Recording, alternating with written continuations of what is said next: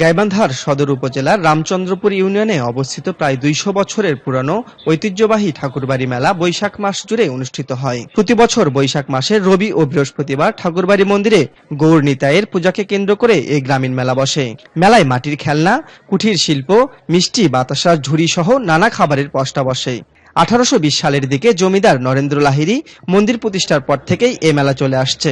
হিন্দু ধর্ম অবলম্বীদের রীতি অনুযায়ী বটপাকুড়ের গাছ এক জায়গায় হলে ঢাকঢোল বাজিয়ে বিবাহ দেওয়া হয়ে থাকে। স্থানীয়রা অনেকেই মনে করেন এই বিবাহকে কেন্দ্র করেই এই মেলা উৎসব হয়ে থাকে।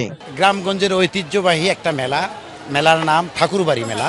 একটা সময় ছিল গাইবান্ধা সহ রংপুর, দিনাজপুরের অনেক জেলার মানুষ, এমনকি সুদূর কলকাতা থেকেও এই মেলায় লোকজন আসতো পূজা অর্চনা করতে। এই 200 বছর আগে এই বটপাকুড়ের বিয়ে দেওয়া হয়েছিল হিন্দু রীতি অনুযায়ী। সেই কালের পরিক্রমায় সেই বটপাকুর দম্পতি এখন ক্ষয়ে ক্ষয়ে যৌবন প্রায় শেষের পথে, তারপরেও এই মেলা এখনো মানুষ আসছে যাচ্ছে এইভাবে। আগে মেলায় দেশের বিভিন্ন স্থান ও দেশের বাইরে থেকেও পূজা দিতে আসলেও এখন অনেকটা কমে গেছে বলে মনে করছে স্থানীয়রা। এখানে গৌরনীতে ঠাকুর নিজে বলে ওনাকে আবির্ভাব দেখাচ্ছে, সুরনবাবু নাম, তাই মনে শ্বশুর বাড়ির থেকে কুড়ি নিয়ে আসি এখানে স্থাপন করছে।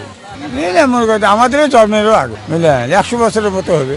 এই ঠাকুরবাড়ি মন্দিরে প্রতিদিন শ্রীকৃষ্ণ সহ গৌর নিতাইয়ের পূজা অর্চনা করা হয়ে থাকে। তবে বৈশাখ মাস জুড়ে রবি ও বৃহস্পতিবার 100 বছর ধরে এই মেলা হয়ে আসছে। শ্রী চৈতন্য নিত্যানন্দ গৌরাঙ্গ মহাপ্রভু মন্দির, এখানে প্রতিদিন পূজা অর্চনা হয়। বৈশাখে এই 1 মাস ব্যাপী মেলা হয়, রবিবার বৃহস্পতিবারে। ঠাকুরবাড়ি এই মেলা যে 100 বছরের পুরানো তা মন্দিরের স্থাপনা ও বটপাকুড়ের গাছ দেখলেই বোঝা যায়। সুবর্ণ মহন্ত মিথুন, 21 টেলিভিশন, গাইবান্ধা।